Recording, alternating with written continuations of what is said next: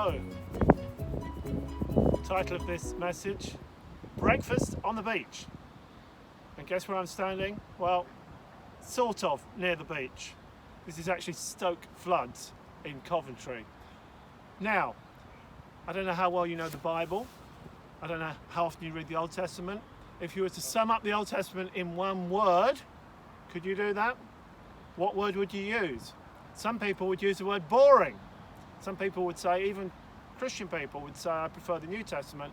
I find the Old Testament boring. Or maybe they'd use the word killing, because there's a lot of people who get killed in the Old Testament.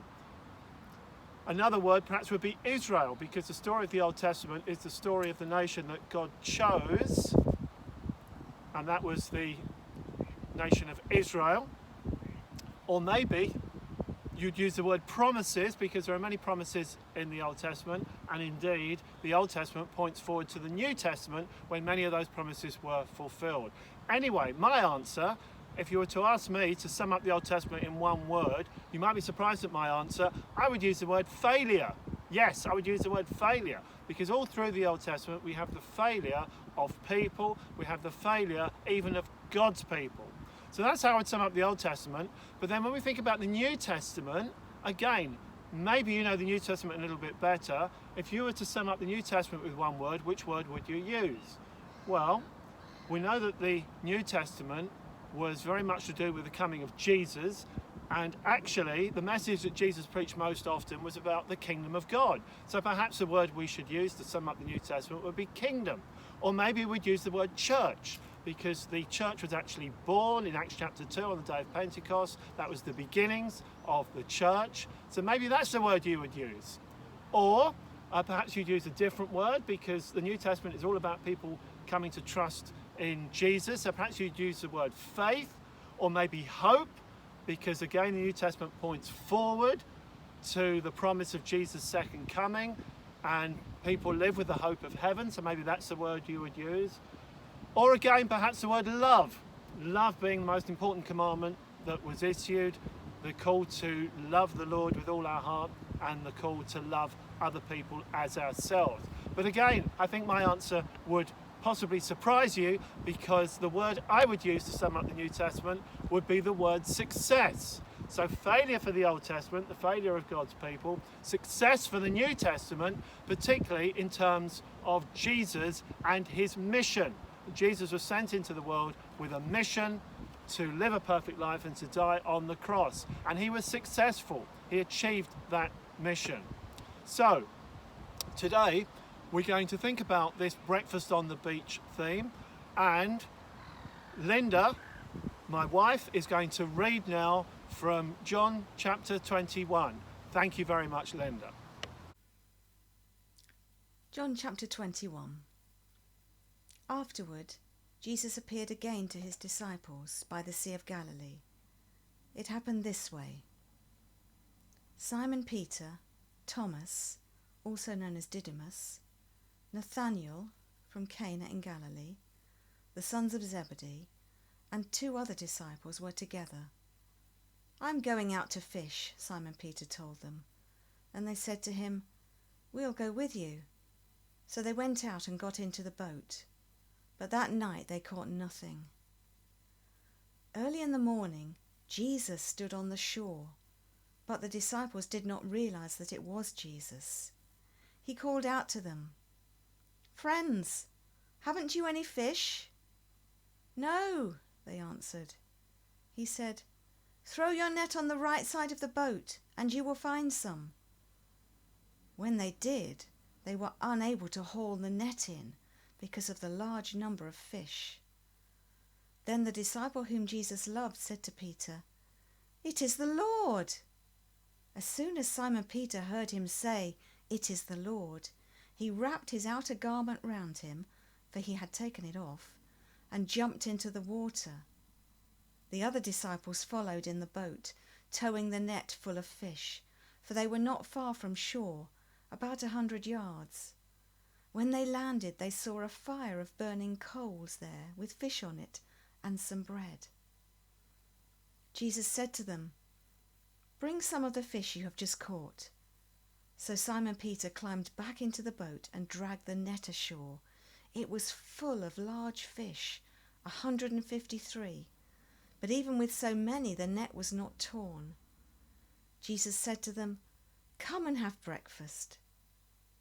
None of the disciples dared ask him, "Who are you?" They knew it was the Lord. Jesus came, took the bread and gave it to them, and did the same with the fish. This was now the third time Jesus appeared to his disciples after he was raised from the dead. When they had finished eating, Jesus said to Simon Peter, "Simon, son of John, do you love me more than these?" "Yes, Lord," he said. "You know that I love you." Jesus said, "Feed my lambs." Again Jesus said, "Simon, son of John, do you love me?" He answered, "Yes, Lord, you know that I love you." Jesus said, "Take care of my sheep." The third time he said to him, "Simon, son of John, do you love me?" Peter was hurt because Jesus asked him the third time, "Do you love me?" He said, "Lord, you know all things. You know that I love you." Jesus said, "Feed my sheep." Thank you, Linda. So, in my introduction, I mentioned two words to sum up the Old Testament and the New Testament. The first word was failure for the Old Testament, and the second word was success for the New Testament. And I'm going to continue with that theme of failure and success. First of all, I'm going to talk about failure.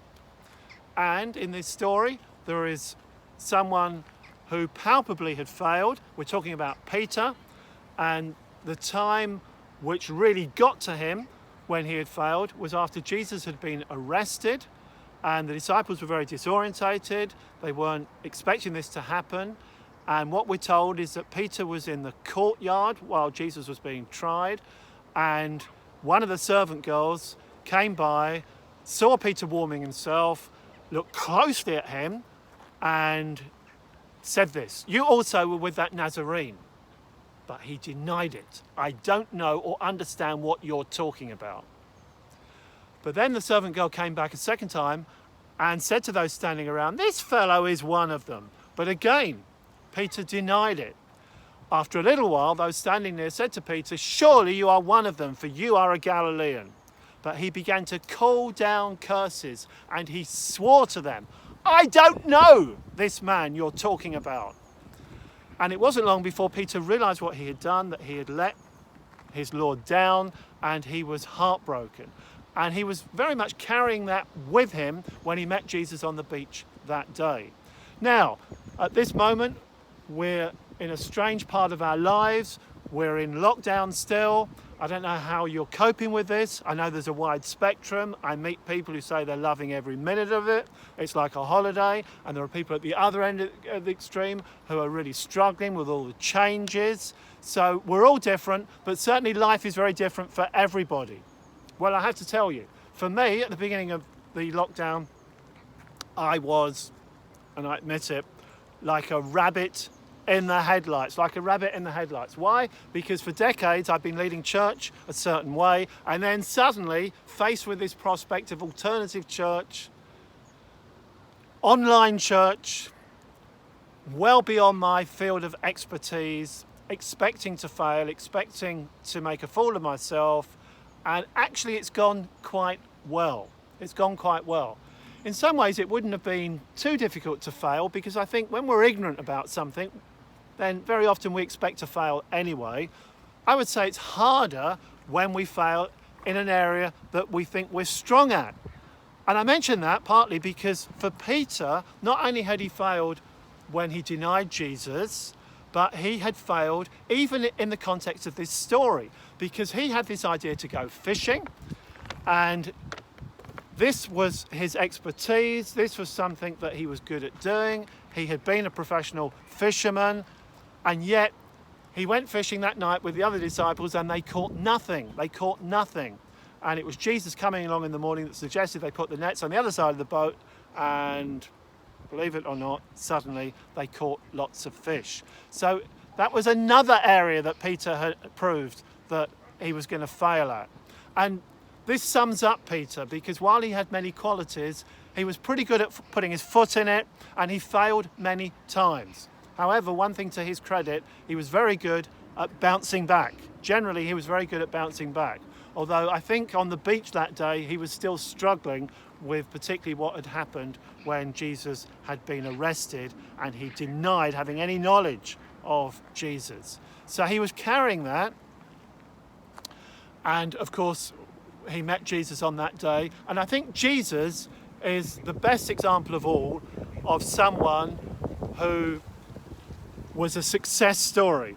Why was he a success story? Particularly when we've talked about the fact that he was arrested, he was tried, and he was executed. Well, ironically, while we wouldn't normally say that people who are given a life sentence or a death sentence, in this case, we wouldn't say that they are successes, but we would of Jesus. Why? Because that's why he came to the earth in the first place. He came to live a perfect life and to die on the cross for you and me.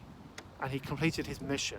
He made it possible for us to have a relationship with God, because even though we fail many times, that God can forgive us because Jesus took the punishment that we deserve upon himself. Jesus was a success story. Do you have a success story? I would say very much you do. Because if you're a follower of Jesus, then that is the greatest success story of all, becoming an adopted member of God's family. So, let's go back and think about Peter. We thought about him being a failure. We thought about Jesus being the epitome of a success story. And we've talked also the fact that Peter was very good at bouncing back. Would he be able to bounce back on this occasion? Would he be able to do it when he was so heartbroken because of what he'd done? Well, it would appear that Jesus and Peter, after the breakfast, they had breakfast on the beach, which Jesus had cooked, that they went for a little walk by themselves away from the disciples. That's the way I read it. And Jesus starts talking to Peter and asking him a particular question. And Jesus says to Peter, Peter, do you love me? Do you love me with, to use the Greek word, agape love? That's a profound kind of love. Do you love me with that kind of love? And it's interesting how Peter answered, because in the English it reads, do you love me? And Peter says, yes, you know that I love you. But actually in the Greek, we have different words. Jesus says to him, do you love me with that profound agape love? And what Peter says is, I love you as a friend, using a different word, which we can translate as love, but it's a lower kind of love. And Peter has lost confidence about his real love for Jesus, and he's only able to say, well, I love you as a friend. And Jesus asks him a second time, do you love me with that agape love? And again, Peter says, Jesus, you know, Lord, you know that I love you as a friend. And then Peter is hurt, because when Jesus asks the question again, this time, he says, yes, Peter, but do you even love me as a friend? And Peter's hurt by that, and Peter says to him, Lord, you know that I love you as a friend. You know that I can say at least that much. And then Jesus says to him, feed my sheep, feed my sheep. Strange thing to say, you might feel. Well, first of all, Jesus was ready to give Peter another chance, because Jesus has a new job for Peter to do, a new job for him to do. Feed my sheep, take care of my sheep. What does that mean? What Jesus was saying is that he is the good shepherd, and that people can be his sheep, and that Peter needs to look after these sheep, these people who are wanting to follow Jesus. In other words, Peter would be the initial leader of the church at Jerusalem. So Peter would bounce back from failure. I've talked about the fact that I've been a minister for many years, and it goes back, would you believe, and I don't look old enough, but it goes back all the way to the 80s. My cameraman is laughing at my delusion that I don't look that old. Plainly I do. But anyway, moving on swiftly from that, going back to the 80s, I remember back in 1984 that I attended a conference that lasted for 2 days. It was a Baptist Union selection conference, and they test you in all kinds of ways. Well, their decision was that they weren't going to accredit me. Do you know why? Because they thought that I couldn't cope with ministry. That was their decision. I was already leading a church at the time. There was nothing they could do about that. And I decided to continue to lead that church and wait to see what happened. And eventually, 2 years later, the Baptist Union actually changed their minds, and they said, all right, you've made your point. We've changed our minds. We're going to accredit you after all. So that was an experience of failure, although I think God helped me to persevere and to keep going, because I was convinced that God was actually calling me to be a minister, even though those men and women at that selection conference had their doubts. I think the key for us, as it was for Peter, is not so much whether we fail, which is inevitable. I guarantee you today, that whatever you do today or in the days to come, you're going to fail. Of course you're going to fail. That's what we do. It's part of being human. At times we succeed, and at times we fail. Failure is inevitable. But I think the key thing for us who aspire to follow Jesus Christ, like Peter, is whether we can bounce back. Can you bounce back? Maybe there's something you're struggling with at the moment. And I say to you, can you bounce back? Can you bounce back? With God's help, I would suggest that you can. So let's go back to our two words, failure and success. And Jesus was a success story. He succeeded with everything he did and everything he said. Peter, we've discovered, was someone who sometimes failed, and he had failed when Jesus was arrested and he denied knowing him. He'd even failed that night, not being able to catch any fish, and then he'd met Jesus on the beach. And here I am, enjoying sitting on this lovely beach today. And I don't know whether Peter enjoyed that experience that day, but I rather think that he was relieved when Jesus recommissioned him and gave him another chance. And Jesus is in the business of giving his people another chance. And maybe that's what you need to hear this morning. Maybe you know that you failed, but let me say to you that Jesus says to you, I'm going to give you another chance. So don't give up, because the Lord wants to give you another chance. So go for it. Thank you so much for listening.